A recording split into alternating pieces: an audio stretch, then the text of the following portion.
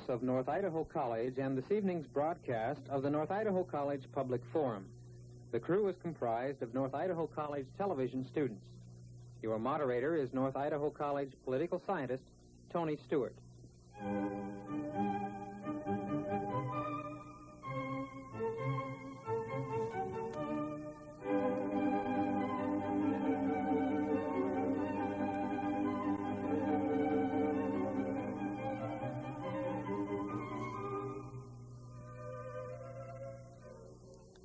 This evening, our subject is going to be suicidal behavior. While pursuing that topic, we wish to give special emphasis during the questioning to such sub-issues as what are the causes of suicides, what kind of symptoms do those individuals give prior to trying or attempting or succeeding in suicides, and what kind of treatments are available. In order to discuss this very important issue, we're very fortunate this evening to have with us Dr. Herbert Ripley. Dr. Ripley is a graduate of Harvard's Medical School. He also did graduate work in psychiatry at Cornell University and later taught at that institution. Then he came to the West Coast and for over 20 years was chairman of the Department of Psychiatry and Behavioral Sciences in the School of Medicine at the University of Washington in Seattle. During all these years of activities within the field, he has written over 98 publications, both articles and books, and his most recent book is now ready for review by the companies and publication, and it's entitled Suicidal Behavior. Dr. Ripley, it's a pleasure having you with us on our program. Joining with me in questioning the guests today are three panel members. First of all is Richard Raymond, or Dick Raymond, who is a member of the faculty at North Idaho College. Welcome, Dick. Thank you, John. A regular member of the panel, Mary Lou Reed, that has been with us for 5 years. Welcome, Lou. Thanks, Tony. And also the chairman of the Division of Life Sciences at North Idaho College, who has been with us before, Mr. Jim Burns. It's a pleasure to be here as always. Thank you. We shall proceed to questions at once, and the first series tonight will come from Dick Raymond. Doctor, might I start off and ask, what age group tends toward suicidal attempts? The attempted group that is not completed, they tend to be younger people. And we might be said to have 4 different groups, if you want to look at it that way. The younger group that make what we have thought of as gestures that may not be very serious, but may want to get some satisfaction or manipulate somebody into coming around and developing a closer relationship. The ambivalent group, those that are undecided about whether they want to live or die. The serious group that are likely to die unless somebody saves them. They do it alone. They make the suicidal act while they're alone rather than other people being around. And fourth, the completed group, those that succeed in killing themselves. And there's a tendency for, as the seriousness gets greater, for the age to get higher, with the exception of it being, there's a spurt in the ages from 15 to 24, where there's a rise over childhood, and then somewhat of a fall, and then a rise again later. So that you might say we have 2 spikes, the age period between 15 and 24 and the age group after 35 where it starts rising again until you reach 65 or 70 where it may even go down a little bit again. Well, along that line then, Doctor, what if you consider that maybe it's in the younger age group, how much of this do you feel is maybe like the power suggestion, TV, programs and such? Well, I think suggestion plays a role, and at times we even have epidemics of suicide where suggestion plays a role in it getting started and many people then making suicidal attempts or many people killing themselves. So that there is a contagious factor, you might say, and the influence of suggestion playing a role. But I think that, of course, is an oversimplification because you have a complexity of social and economic and personal psychological factors that enter into suicidal behavior. Do you feel then maybe in a way that maybe we tend to overemphasize the idea that maybe TV is that impressionable on the youngsters?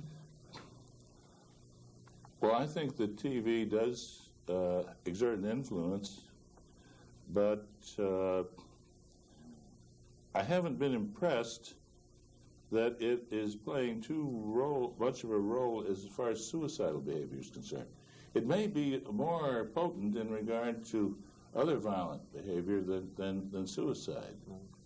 I don't think it's been well evaluated, but I think there's much more evidence that other violent behavior than suicide may be more influenced by TV shows. Well, suicide isn't so common on TV. Right. But other violence is extremely common. Well, I was just seeing if we could maybe draw a correlation between maybe suicide and other crimes of violence. Maybe a person commits murder. Are they maybe transposing killing someone else in regard to maybe their feeling of terminating their life? And there is a relationship between suicide and murder, that suicidal impulses are sometimes found to be murder toward themselves, turned inward, inward, and that desires for murder with a lot of guilt may be turned against the self, and so instead of killing somebody else, they kill themselves. Or we see suicide murders, you know, that people, it's most common among husbands and wives and lovers, where one of them murders the other person and then commits suicide. And at times the two seem to go together, that there's a higher instance of suicide and murder. In certain situations, there may be alternating patterns, that there's more violence directed outward or directed inward. And we have an interesting example of that, I think, in Japan, where there has been a increase in violent behavior, particularly among young people in Japan, accompanied by a decrease in suicide. And that they are attacking the culture and older people, and there's more crime in general among young people in Japan, but the suicide rate has gone down among young people, and it's gone somewhat up in older people who are no longer as venerated and respected as they used to be. The recent example of keeping the airport in Tokyo from opening for such a long period of time was due, a large part of it, to the rebellion of young people who were insisting that this not be allowed to open. Let me go to another point, kind of shifting off a little bit. If you could see, or if you could view a person that has suicidal tendencies, does this person, male, female, or any age group, do they display any overt symptoms? In other words, could you tell that this individual eyesight, maybe sweating, shaking? Yes, I think there are a number of characteristics that mark a person as suicidal. The more obvious and overt ones are people telling you that they are feeling very depressed and desperate, or even telling you that they've decided to kill themselves, and expressing a lot of feelings of helplessness, hopelessness, pessimism, difficulty in concentration, feeling life isn't worth living, that they can't relate to other people anymore, they can't carry out their work, they've lost interest in their personal relationships, they've lost their sexual drive, they're no longer able to function as they did, and that those are the more overt signs. But we also find physical symptoms, such as loss of appetite more commonly. Occasionally, you have an increase in appetite. There are two patterns. The more common one is increase in appetite, or decrease in appetite, and a loss of weight. There's sleep patterns that are changed. There's tendency to have difficulty in sleeping, particularly waking up early in the morning, that the depressed person tends to wake up early in the morning and be unable to get back to sleep. They may have gastrointestinal symptoms other than loss of appetite. Constipation is very common in people who are depressed. So that we find some of these overt emotional symptoms and behavioral symptoms and overt physiologic symptoms.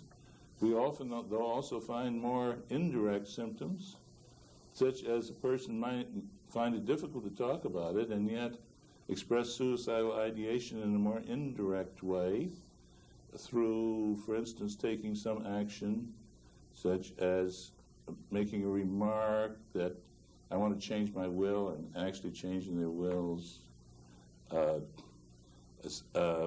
getting all their affairs in strict order, arranging all their papers so that they're preparing for death, buying a cemetery lot, so forth. And they may not talk about it, but they'll take some action. A high percentage, though, of people who kill themselves have talked to somebody about it. And it's a misconception that people who talk about suicide don't commit it. However, there's possibly this factor that enters into that people who have suicidal ideation should talk about it, because it's also a safety valve. It's not only an indication of being suicidal, but it's also a safety valve if they can talk about it, because if they can share this with somebody else and develop a feeling of close rapport and emotional tie to another person, that they're talking about it and relating is a deterrent to taking action in regard to suicidal behavior. One more question, please. Seeing you kind of brought it up in regard to metabolism and so on, enzymes, hormones, possibly as far as... Yes, there's biochemical changes, too. This is my next point, seeing you mentioned it. In regard to the physiological studies, biological studies in the last several years, it seems though a number of noted researchers have come up with the possibility of certain abnormal behavioral tendencies because of possibly hormonal imbalance, maybe mineral ion imbalance, maybe various acts of metabolism, and then they correlate these maybe with the tides, the lunar effects, and so on. Would you... any relationship I think we there? find a lot of physiologic changes, and physiologic changes associated with what is called depression, particularly when depression gets severe enough for us to call it a depressive illness. And that we then have biochemical and hormonal changes that are quite clear on carrying out chemical and physiologic studies. I don't think it's been, it's speculated upon, and there's some disagreement, but I don't think it's clear-cut that it's related to stages of the moon. But that isn't, that's more speculated and not as specific. Dr. Ripley, I'm not familiar with the phrase suicidal ideation. What is ideation? Is that the idea of... Yes, the idea of harming yourself. Okay, that's as simple as that. Yes, Right. that's right. Well, you talked somewhat about the symptoms. Could you go into the causes a little bit further? One cause that Dick brought up was hostility or aggression. Would you mention some of the other reasons behind this seemingly very irrational act? Well, I think that there are a number of possible causes. It may go back to the early life of the individual, what sort of traumatic situation he was exposed to even as a child.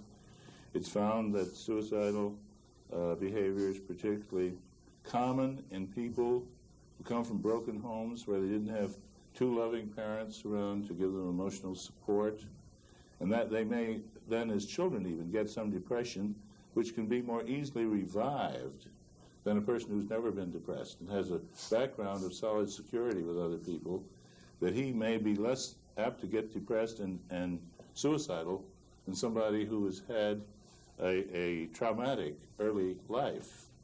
So that's one of the factors.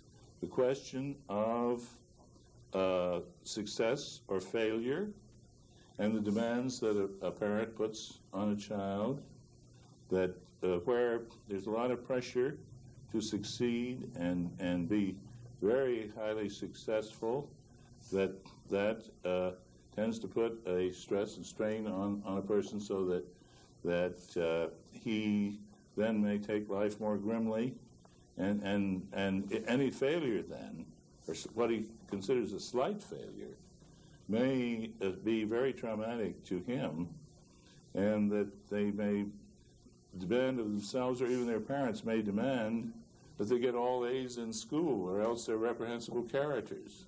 And that isn't a very good setting from the standpoint of feeling secure and feeling that life can be taken in its stride and taken easily.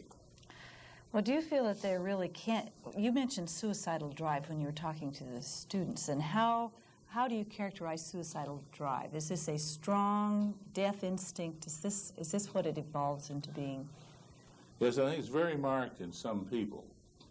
And it's very often dependent on the degree of depression that a person has. But there are other factors involved in it, and that it may involve even the philosophy that there have been various attitudes toward suicide among philosophers, from the Greeks up to the present time. And there were certain Greek philosophers that condoned it, and then it was during a period when there was a great deal of emphasis on religion. It was considered a sin, and the people who committed suicide even were punished after death. They were dragged through the streets in disgrace. They refused to bury them in recognized cemeteries. They even punished their families by denying them the inheritance of the person who died. Their families should be punished. If they had reprehensible relatives like this who killed themselves, the family had to be punished for this. So that there have been these various attitudes, and the French philosophers then were apt to give considerable support to the idea, many of them, of suicide. And recently, people have taken an attitude that, well, maybe suicide isn't so bad after all. There's been a lot of interest in condoning death, even in the last 20 years. A lot of talk about euthanasia. People have a right to determine whether they want to live or die, or other people should determine whether they live or die. And so the question of the place of death and what it means and who should make the decisions about it is something of considerable current interest and dispute. And suicide is also, you see, was not only a sin as far as religion was concerned, but it was even against the law. And that the laws against suicide, being a crime, have gradually been abolished, although there's still several states in the United States where it is a punishable crime, although it usually isn't carried out. The law isn't carried out. So you're saying that society has tried to deal with suicide from the very beginning in one way or the other. Yes. But do you feel that each of us do you subscribe to the theory that each of us has a death wish that can be developed? Well, I think at times the idea of a death wish or suicidal preoccupation comes to nearly everybody. That studies that have been made of normal people, asking them whether they'd ever thought of suicide, usually indicated that about 90% of people have considered suicide, although maybe not very seriously. But it's a way out when you feel you're caught in a situation where you can't see your way clear to solving it. And so suicide is one of the alternatives then that occurs to people. When you're in a trap. Yes. Jim Byrne. And Dr. Ripley, earlier this morning, a colleague and I were discussing the subject of suicide, and she is a member of our faculty who's involved with training classroom teachers. So the question arose with the higher incidence of suicide among young people, is there anything that a classroom teacher could look for that might indicate serious suicidal behavior?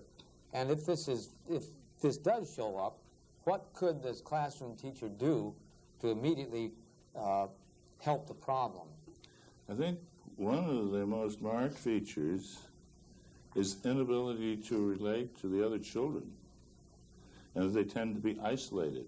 And isolated children tend to be unhappy and to feel an inner loneliness, which is a factor in suicidal behavior. They can be brought into participation and relating to other people. I think that serves as a deterrent. And that they can be spotted as problem children and every effort be made to understand, well, what is this all about and what can we do about it, that may be a step forward to doing something about it. That children need to be a part of a group. They need to be accepted by their peers. They also need to be accepted by older people, including their teachers, so that a lack of acceptance and feeling of isolation is a bad sign. And if you can bring about changes so that also that they are not so criticized, if we could have greater tolerance of some deviations in behavior. Now, there's some children that are sort of loners and are fairly happy chasing butterflies, and they don't have to be with other people as much. But if they're loners because they can't make contacts rather than it's because something they enjoy doing, that we have a greater danger sign. Well, this holds true in college students, too. In particular, I'm thinking about, in the past, I've seen students that I would think would have suicidal tendency, and they're usually in programs that are difficult to get into in the first place, and once you're in there, it's difficult to stay in. And then when they see that they're going to be washed out or they're not going to make it, and they try desperately to remain in that program, what could you do about somebody like that, where obviously they're thinking not well of themselves, they're feeling the pressure of society acting upon them, they're a failure? What could you do for these people to possibly alleviate the problem that they must have? I think one of the problems is to try to give them some counseling. If you can spot those people and make overtures toward them toward understanding this and getting them to talk out their problems and offer alternatives and help them to work out alternatives to the one that hasn't been working very well, that can be a great deterrent. And if something can be worked out so that they are participating in some other way. And the people have a need to feel that they do some one thing well. And if you can find the one thing that a person does well and is able to get approbation because of achievement, that is also a very positive factor. And when a person feels that he can't do anything well and that he's a lost cause, why, that is very depressing. Thank you. Kid Raymond. Doctor, as Jim was just asking you, and it also refers back to something that you said when Mary Lou asked, too. I'd like to mention this point, or bring up this point, maybe. You said about being a youngster being successful at any age level, whether in junior high school or college or whatnot. I have read a little bit in behavioral tendencies by some of the researchers that not that everyone should be subjected to a continual failing list of events and activities and so on, but some of the researchers seem to propose that an occasional, a little pressure on an individual as far as what they're doing so that they can not only feel successful as an accomplishment, but also that they've experienced a little bit of maybe pressure or maybe a little stressful condition, maybe not continuously, but maybe this is a good behavioral experience as well. I think that's part of being realistic, that we all have pressures and some failures, and we need to accept those too, and that we can't expect life to just be a bed of roses, that we have to also face up to certain realities, so that I don't think it should be that you have to create a situation where everybody is happy every minute, because that's even inappropriate, because there's certain situations that should make us anxious, should make us depressed or grief-stricken, or should make us anxious or depressed in some way, so that it depends also on recognizing that some unpleasant emotions are a part of even being normal. And somebody who is happy every minute, no matter what is happening, is probably emotionally blunted, and there's something wrong there. This was a point I was kind of striving, hoping that you would say something to this extent, that maybe a little bit of a success is after a little bit of failure, too. And limits need to be set on people, too. They can't just do what they please. And actually, that may make them feel very insecure if they don't have any limits, if children don't have any limits put on them, and they can do whatever they please. They get the feeling, if their parents give them that idea, when they go out into society, well, then they may carry out a lot of asocial behavior that's going to get them in a lot of trouble, because they haven't learned the realities and to exert some control, which there's a happy medium between being excessively controlling and excessively permissive, I think, that teachers and parents need to try to bring into play. And that it's been found, for instance, in several studies of delinquency, and that delinquents sometimes are suicidal, that delinquency is particularly apt to occur in children who have been treated very permissively so that they don't know anything about controls and feel they can do anything they please like their parents taught them, or their parents have been extremely controlling and punitive, and when they get away from home, they run wild because this is a chance to express themselves that they've never had a chance to at home, so that both extremes seem to be bad as far as achieving a good adjustment, which at times is also related to suicidal behavior. Let me next go to the point, if I might, comparison between attempted successful suicides in males and females. Attempted suicide is 2 or 3 times as common in women as in men, and successful suicide or completed suicide is 2 or 3 times as common in men in most cultures. There are some places where this is not true. And there have been some changing patterns in recent years. For example, in Edinburgh, where I also had a chance to study suicide to some extent and make some comparisons with the United States, there's been a tendency since World War II for suicide to increase among women. So now there's almost an equal number of men and women who complete suicides in Edinburgh, whereas 30 or 40 years ago, the pattern was very much like it is in the United States, with many more men killing themselves than women.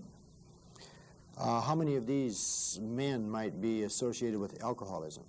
It's very high, that a very high percentage of people, it's even higher among those that attempt suicide and do not complete it than it is among those that complete it. Because oftentimes their inhibitions seem to be lightened by alcohol, and that their unconscious tendencies take over, and that they may then show suicidal behavior, which with the usual controls without alcohol they would be able to handle. But with alcohol, they're loosened up and go ahead and commit acts that they might not commit otherwise. And not only is there a tendency for them to be either alcoholics or to use alcohol to excess, but very often they use alcohol, or they've been taking alcohol at the time when they commit the suicidal act. And those that are the most serious and most dangerous ones, though, may not need alcohol. So that the very serious attempts and successful suicides less often have used alcohol, because they have a very strong drive without alcohol, too. And it leads to them being successful. How often might there be a correlation with family problems at home, job, employment, money? There are various problems that are particularly common, that domestic problems, lovers' problems before they're married, physical illness is a strong factor, that an unusually high percentage of people who kill themselves have some physical illness or psychiatric or emotional illness too.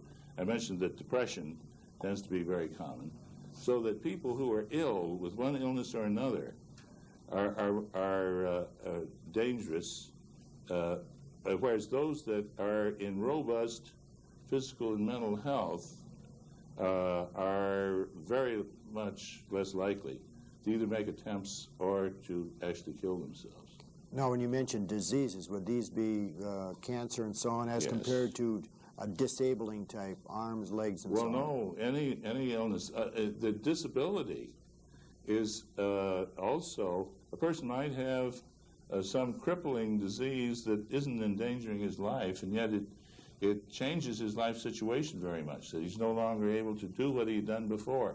So it puts restrictions on his life so that he feels he cannot live life to the fullest, and even if it isn't a serious illness. I think also that there's not a one-to-one correlation, that because a person has cancer doesn't mean that he's necessarily going to be suicidal. That many people with cancer will react with depression and be suicidal. But the great majority of people take a somewhat different view of it, that they feel, well, I know I have cancer and my life is going to be shorter than I expected it would be, but I want to live life to the fullest. I want to take advantage of what life is left for me. I want to get the most out of the taste of the oatmeal and the smell of spring air. And so that they try to capitalize on what time is left and get the most out of it, rather than becoming depressed and suicidal. Ladies and gentlemen, if you've joined our program in progress, we're discussing a very, very important topic entitled suicidal behavior. In order to do that, we've invited to our program Dr. Herbert Ripley. He is a most recent retired chairman of the Department of Psychiatry and Behavioral Sciences in the School of Medicine at the University of Washington, Seattle. He has written many publications and a new book on the subject. We shall continue the question at this time with Mary Lou Reed. Dr. Ripley, I hesitate to ask you why you believe more women make suicidal attempts and are unsuccessful, because I'm afraid that the answer is that it is a demand for attention. And as we become more liberated, then we become more successful in our suicidal attempts. I think that it does bring in a cultural pattern of women are considered acceptable who express themselves a little more openly. And they can express emotions more openly and not be so severely criticized. They can resort to certain deviant behaviors without it seeming as reprehensible. A man or a boy tends to have more restrictions put on him in regard to the behavioral pattern that he has to conform to in order to be acceptable. Or for instance, we find that boys who are effeminate are really in trouble as outcasts often. Whereas a tomboy may be considered cute, and there's more leeway. The girls can express themselves in general more freely. That boys that to make suicidal attempts are more severely criticized than girls are. The girl is jilted and she makes a suicidal attempt so that she can win Joe back. Why, they may think, well, that's not so bad. But if John does it, why, he's much more severely criticized. The cultural pattern seems to be that. So the girls have more latitude to Yes, exhibit this kind of an emotional or dramatic kind of a situation. But do you feel that usually they are genuine cries for help, a suicidal attempt? Yes, I think any suicidal attempt should be taken seriously. But it's a cry for some sort of help. Even if the intent was not to kill themselves, that it's a sign that they need help. So that I think we should take them seriously, even if we feel that they're merely manipulative gestures, because that for them to then actually do something suicidal indicates that there's a big element of desperation, even if they didn't intend to kill themselves. Could I ask you, too, to elaborate a little bit more on depression? We were talking about just the ordinary ups and downs, and certainly every day cannot just be sunny. But is not the world of the suicide a different kind of a depression and despair that it's very hard for the rest of us to truly understand? Are there ways for you to describe or to share descriptions? I think it's almost a continuum. I think that almost everybody that resorts to suicidal behavior has some degree of depression. It may just be a mood. And then depression can be more severe and still even more severe until it gets so severe that a person is so desperate that he's determined to kill himself, and that would, of course, be considered definite psychiatric illness, and that he then may need to be protected by being put in a hospital where he can be cared for. And so I think there's this continuum of some degree of depression, even in those that are gestures. That it's very likely that some depression, even if a mood of depression. Does it become increasingly self-centered and so that the rest of the world is shut out and it's hard to break through to someone in this deep, deep depression? Yes, they may even go into a so-called depressive stupor, where they can't communicate at all. And they don't hear? No. Or if they do hear, they're unable to respond. They're so deeply depressed. And at that point, the breakthrough you suggest is either drugs or some sort of hospital, some sort of psychiatric Yes, and treatment. sometimes electric shock treatment is indicated. That there's a lot of dispute about that now, but electric shock treatment in certain cases can be life-saving and bring about a dramatic improvement. Thank you. Dr. Ripley, why is it that more men are successful in completing the suicide act than women? Is it because they know how to do it better, or what is the reason for that? I heard you say that in your discussion or the sub at the Popcorn Forum. Yes. I think that is partly the feeling of desperation that men tend to adjust to things less easily than women do, and may feel greater desperation. At times it's related also to some extent to the methods used, that men who decide on suicide, great majority of them, choose to shoot themselves so that they are very likely not to be saved. Whereas women who are successful, about an equal number of them have taken drugs or poisons or shot themselves. And those that have taken drugs or poisons may be brought back to life even. They may be brought into a hospital emergency room in extremis. The question is whether they're going to live or die, but many of them are saved, and then if they get proper treatment, they may get over their severe depression and go about living a fairly normal, happy life the rest of their lives. Whereas a man would not have taken the drug or poison, so he wouldn't have the opportunity to be saved either. Since I've been teaching, I've had the mothers of 3 of my students commit suicide. One drowned herself, the other 2 used carbon monoxide from their automobile. They were all 3 going through menopause. Did menopause greatly increase the suicidal tendencies? And if it does, is it a hormone imbalance, estrogen imbalance, that it primarily concerned with this? I don't think it is, because women who have reached a fairly good level of adjustment are not so easily affected adversely by the menopause, that they take it in their stride. Whereas women who have had problems beforehand, there's a tendency for them to be increased. If they've tended to be depressed before, their depression may become greater. If they have had difficulty in adjusting to men, it may be greater.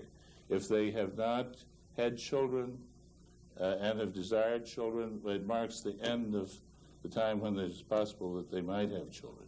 That they begin to feel also that they're less attractive, and that they're getting old and they're no longer satisfactory objects to relate to men. The men are going to abandon them for younger women. That their children are leaving home, and that they may be more dependent on the home situation, and many of them have spent years devoting a good part of their energies toward raising their children and getting satisfaction out of their relationship with their children. When the children grow up and leave home, and sometimes pay very little attention to them, they feel much more stranded. And so it is a difficult period. And it's interesting that suicidal danger reaches an earlier peak in women than in men, that it tends to peak somewhat in the menopausal age period, when they're having some of these problems that I mentioned, and the hormonal factors may play a part, but I think that they are not necessarily the major factor. Well, the drop in the level of estrogen doesn't necessarily increase the depression. No. Many women have have drops in estrogen or even have their ovaries removed, and so they have no ovarian secretions at all without ever becoming depressed.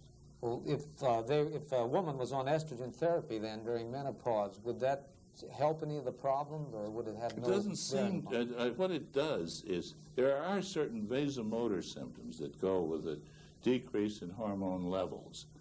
The most prominent one of all is the so-called hot flash or hot flush, and that hormones will help that. However, hot flushes seem worse in women that are poorly adjusted. And maybe they pay more attention to it. And that many women will take hot flushes in their stride and go about their business and not be too concerned or overwhelmed by it. But I think it can relieve. It relieves certain physiologic symptoms like that, but it doesn't really get at the bottom of a depression. And that you can't expect to cure depressive illnesses by supplying hormones to women who are going through the menopause. What could be done to help a woman then? What you're saying is that there seemed to be a coincidence that all the problems settle on the woman at about the time in her life when menopause is occurring. What could be done to possibly help a woman during that period get through some of these problems? I think one of the things is we'll give her some counseling and help her to work out substitute satisfactions for those that may seem to be declining in some way. She can get involved. Some women take paid jobs, or others may do volunteer work. I think it's important for them to keep busy and interested in something, and not just sit home and brood over their fate and how life is no longer as worthwhile as it was. And they're now deserted by their husbands and their children. And sometimes men will get interested in younger women, too, which will intensify this. And that they need to keep interested, alert, and involved. And that's one of the things you want to encourage them to do. Because diversion from unhealthy preoccupations is one of the treatment aspects, too. A lot of women, of course, won't recognize the fact that they are having any problem at that time. Isn't that true? Yes, I think so. There's a tendency for some of them not to. Yes, to deny it. Dick Green. Doctor, I'd like to follow that up with, seeing we're talking about sex hormones, what about the possibility of chromosomal aberrations in regard to triploid effect of certain chromosomes, especially maybe the X and the Y and so on? Well, there are hereditary aspects to some types of depression, and so that lies in your chromosomes, I think, and that there are certain types of depressive psychoses, such as many of the manic depressive psychoses, where I think that there are not necessarily demonstrable chromosome changes, but there is a hereditary factor that's residing in the chromosomes, and that certain types of depression do run in families, and that there's a greater incidence in some families than others, and it's not just dependent on association, but I think also that can even be a warning that you may want to seek treatment early, and that we do have treatments for depression, the antidepressant drugs, counseling, which can help handle depression, and I mentioned electric shock treatment, so that we can treat depressive illnesses even if they do have a hereditary basis. The one thing, though, we can kind of go on the assumption that to commit suicide is not a hereditary factor that may run in a family, but it's the other emotional rage, fit. Yes, I don't think that the suicidal behavior itself is inherited, because suicidal behavior may arise in anybody and is not dependent on it being inherited at all, although there are certain conditions that are prone to result in suicide that have a hereditary factor. We've been talking about depression, a point that came to mind. What about any studies done on prisons and prison camps during wars and so on, where there's been, obviously, without a doubt, suicides? The suicide rate was not very high in some of the prison camps, and a lot of illnesses were unusually low in incidence. For instance, in Nazi prison camps and places where they expect to go to the gas chamber, and that's been analyzed. Some of the Jewish psychiatrists were prisoners themselves and tried to evaluate, well, what's going on here? Because people don't seem to be as depressed as they should. They don't have peptic ulcers. They don't have hypertension. And a lot of ills that ordinarily people have had an unusually low incidence in some of these prison camps. Well, one of the conclusions is that they no longer could strive. They no longer had any choice. All they could do is sit back and accept, because it was too late for them to protest or to do anything about it. And so that they were no longer trying to combat this, but just sitting back and accepting fate as it was, and their health was amazingly good. It sounds strange, but that's what was observed. Along the same line, there's a book called St. Anthony's Fire, which is a series of events that was related to the wheat being produced in a particular area, and it was infested with an ergot mold and a hallucinogenic drug and so on. What about, there seem to be several incidents of, now I don't know if they were all suicidal, but people jumping off the church steeple and off the bridge and so on. What about the correlation between suicidal attempts and hallucinogenic drugs? That occurs, and there have been a number of suicides in recent years among people who've taken hallucinogenic drugs, and some people who take LSD, for example, begin to feel they're all powerful, that no harm can come to them, that they can now fly.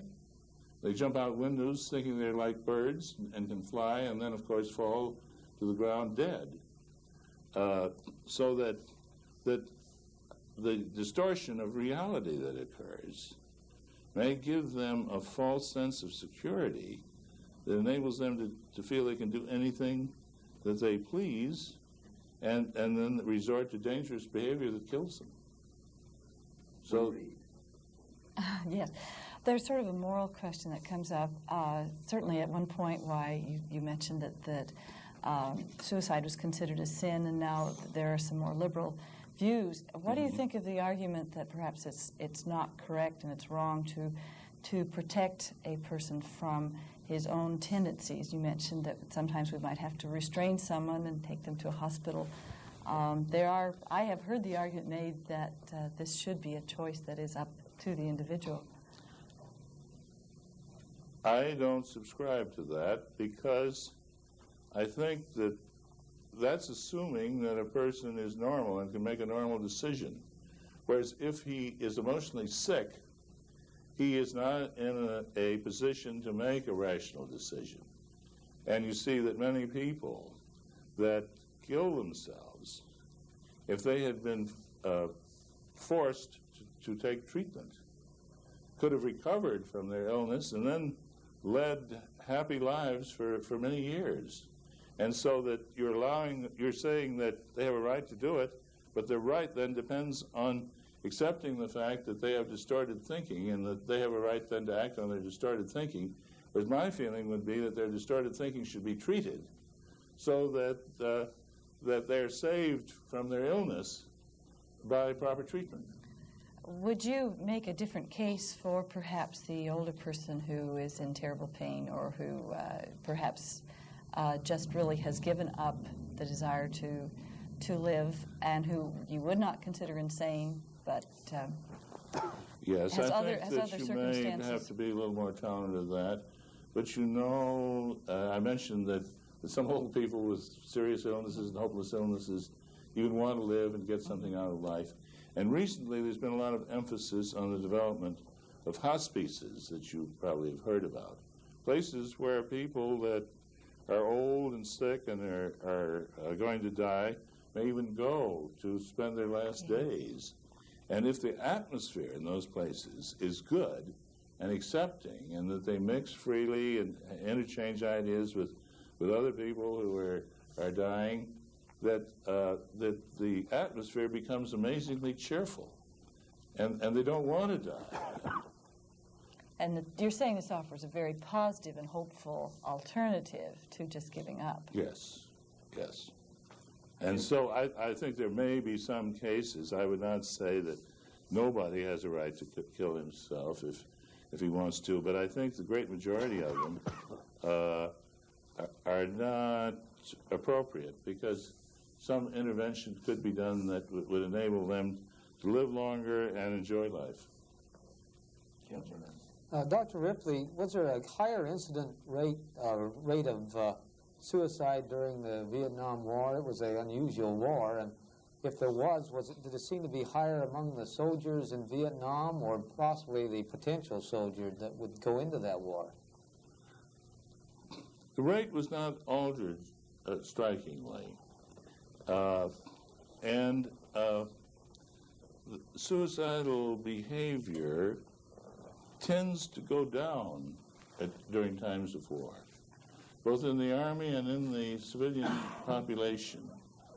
However, in some situations where the morale is particularly poor, it may be high. For instance, we made comparisons between two Army units that had about the same sort of function. And in one, the morale was high, and the other, it was low. And the one where the morale was low due to a poor commanding officer and so forth, there was more depression and several suicidal attempts and so forth. So that I think that it's not just a question of war or not, but what the situation is in the individual unit. But in general, there's less suicide during wartime than there is during peacetime. Well, I wondered, because when I was in the Army in basic training, which is between the Korean and the Vietnam War, there was one boy who hung himself in the latrine. There was another one that jumped off a cliff, and the third one, during machine gun training, turned it on the company and tried to kill everybody else, and obviously he was going to kill himself too. Was that just unusual? Yes, I think it was, but also there's a contagiousness often, that if one person shows suicidal behavior, that it suggests that as a way out to other people. And oftentimes then that other people will follow the lead that's given by that person. So that it's not so unusual to find, oftentimes it's been said that they occur in threes, that a couple of other people then will follow along who may have suicidal potential, and that if somebody else does it, why then that releases them to go ahead and do it too.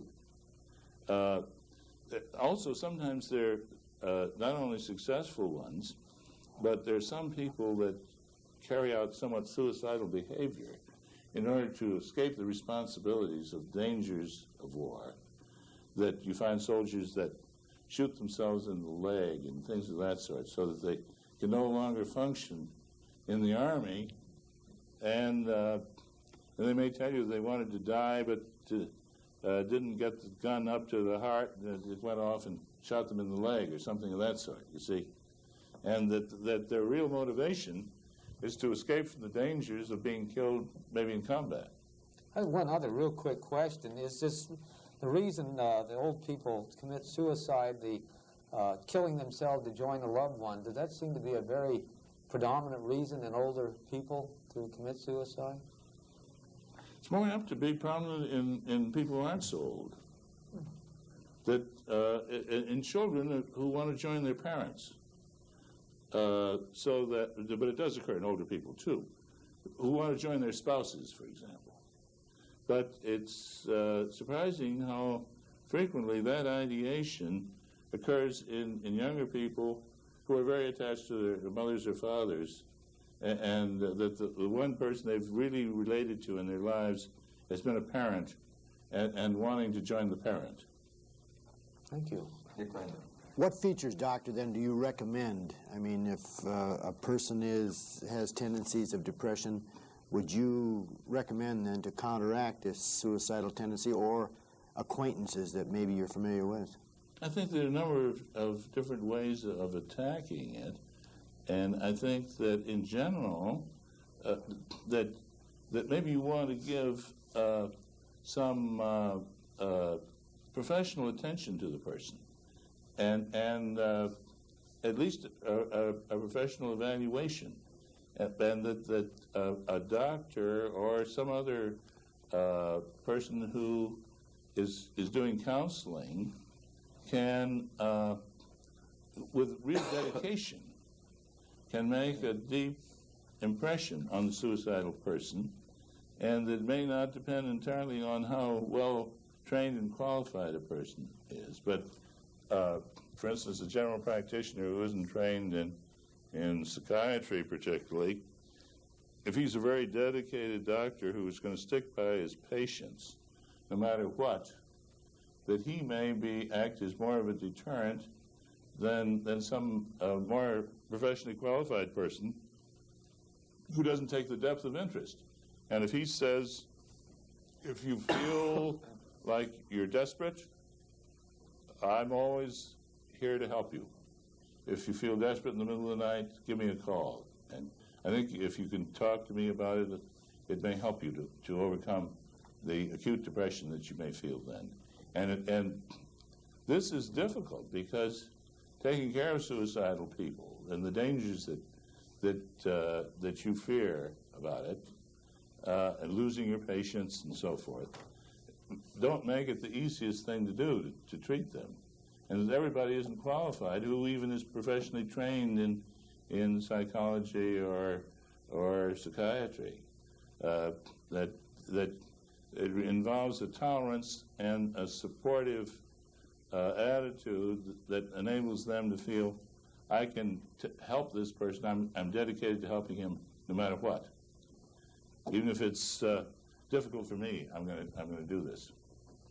With that, I must interrupt. The clock has caught up with us once again. Dr. Ripley, on behalf of our staff, it's been a very special privilege to have you to discuss this very important topic. Thank you very much. It's been a pleasure to be here and be with all of you. I also express my appreciation to the panel. Ladies and gentlemen, I hope you have found our program most informative with Dr. Herbert Ripley, a retired professor and former head of the Department of Psychiatry and Behavioral Sciences in the School of Medicine at the University of Washington. May I invite you to be with us again next Saturday at 6 p.m. when once again we will be discussing what we believe to be a very significant issue and interviewing a personality at that time. Until then, this is your moderator, Tony Stewart, wishing you a good week and a good evening.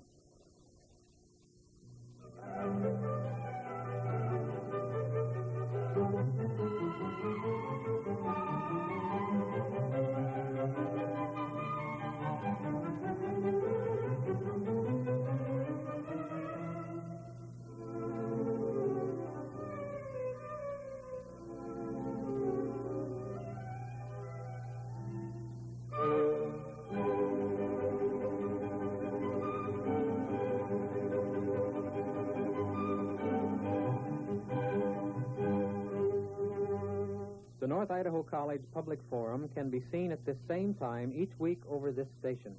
This production was videotaped earlier by a North Idaho College student crew for viewing at this more appropriate time.